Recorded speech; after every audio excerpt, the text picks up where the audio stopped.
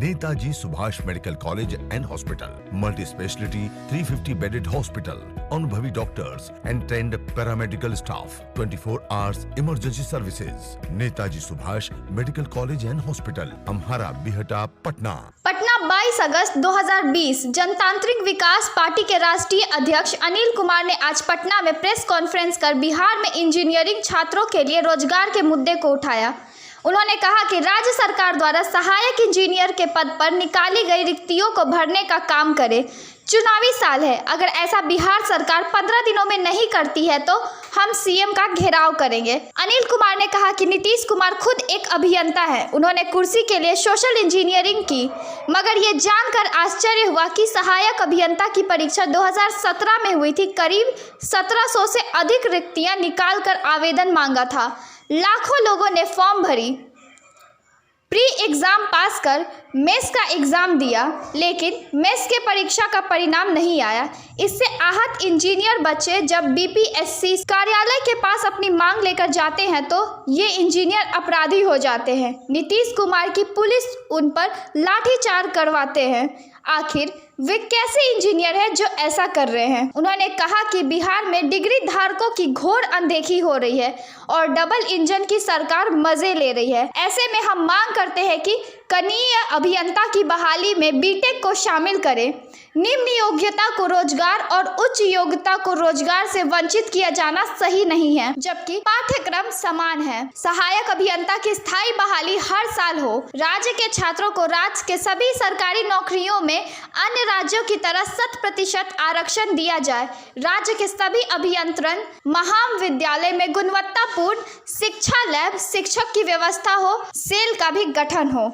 वहीं तकनीकी छात्र संगठन के राष्ट्रीय अध्यक्ष सौरभ कुमार पटेल ने कहा कि बिहार के इंजीनियर के साथ मुख्यमंत्री सौतेला व्यवहार कर रहे हैं। 2004 के बाद इंजीनियरों की स्थायी बहाली 2017 में आई थी, लेकिन 3 साल बीतने के बावजूद परिणाम लंबित है। कनीय अभियंता की बहाली में उच्च योग्यता रखने वाले बीटेक को छात्रों से वंचित कर दिया गया, जिसे प्रतीत रोजगार देने की इरादा ही नहीं है। साथ ही 2018 से 19 के छात्रों को पोस्ट मैट्रिक छात्रवृत्ति अब तक नहीं मिला है। कहीं ना कहीं छात्रवृत्ति घोटाला वाकई आशंका है। बिहार पर राज कर रही है, इसे हम लोग कहते हैं कि इंजीनियर भी हैं जो शासन कर रहे हैं। नीतीश कुमार जी कहीं न कहीं अभियंता थे और बाद में वो राजनीति में आए और यहाँ आने के बाद कुशल इंजीनियरिंग जो है जातिगत मामलों में किए, बिहार की गद्दी को कैसे संभाले रखे, इसके लिए उन्होंने इंजीनियरिंग की। लेकिन बड़ा आश्चर्य हुआ मुझे ये जानकर कि कोई परीक्षा 2017 में होती है, लाखों इंजीनियर बच्चे और बच्चियां, लाखों लोग, सहायक अभियंता की परीक्षा हुई थी। हर विभाग, जितने भी सरकार, बिहार सरकार में जो है सिंचाई विभाग, पीडब्ल्यूडी बिल्डिंग, पीडब्ल्यूडी रोड, सबको मिलाकर के 1764 पद, रिक्त पदों के लिए, उसको भरने के लिए सहायक अभियंता के लिए निकाला गया था कि हमारे यहाँ रिक्तियाँ हैं और उसमें आप आवेदन कीजिए। तो लाखों लोग जब आवेदन किए, 2017 में फॉर्म भरे, 2018 में एक एग्ज़ाम होता है, प्री एग्ज़ाम, उसके बाद उस एग्ज़ाम को पास करने के बाद लगभग 15,000 बच्चे लगभग बचते हैं, जिनका फिर से एग्ज़ाम होता है, मेंस एग्ज़ाम होता है। और मेंस एग्ज़ाम भी 2019 में हुआ और 19 में होने के बाद से 2019 के शुरू में हुआ और उसके बाद उसका परिणाम नहीं आता है, कहीं भी परिणाम उसका नहीं आता है। तो ये कैसा परीक्षा होता है जब बीपीएससी के कार्यालय पर जाकर के हमारे बच्चे और बच्चियां, जो हमारे भाई बहनें वहाँ पर इंजीनियर जो हैं, वहाँ पर जाकर धरना प्रदर्शन करते हैं तो उन पर लाठियाँ चलती हैं। पुलिस की वो लाठियाँ जैसे अपराधी हैं हमारे इंजीनियर बच्चे। बिहार का वो इंजीनियर, होनहार इंजीनियर अपराधी हो जाता है। और उन पर लाठियों की बौछार होती है। नहीं देखा जाता है कि उसमें कौन लड़की है कौन लड़का है, सबके ऊपर लाठियां चलती है नीतीश कुमार जी। तो ये कैसा एक इंजीनियर का राज है? जो इंजीनियर राज कर रहा है और सहायक अभियंता के पद पर अगर रिक्तियां निकलती हैं, लोग भरते हैं, इंजीनियर हमारे भाई बहन उसको भरते हैं, तो उसका परिणाम आप नहीं निकालते हैं साहब। ये कैसा शासन है? और एक और भी इसके साथ जुड़ा हुआ है कि एक तरफ हम लोग आज तक सुने हैं कि कोई परीक्षा अगर एक एग्जाम्पल के रूप में है कि अगर हम स्टाफ सिलेक्शन का एग्जामिनेशन इंटर के बाद दे सकते हैं, तो क्या हम अगर पीजी कर लेंगे तो परीक्षा नहीं दे सकते हैं? पीजी करने के बाद में उस परीक्षा को दे सकते हैं। लेकिन नीतीश कुमार जी की सरकार ने एक ऐसा अभियंता के केस में किया है कि हमें लगता है कि ये अंधेर नगरी चौपट राज वाली कहानी को चरितार्थ करता है कि अगर बीटेक किए हुए हैं, बैचलर डिग्री जो रखे हुए हैं, वो पॉलिटेक्निक वाले जूनियर इंजीनियर के पद पर नहीं भर सकता है आवेदन। उसके आवेदन को वहां नहीं लिया जाएगा।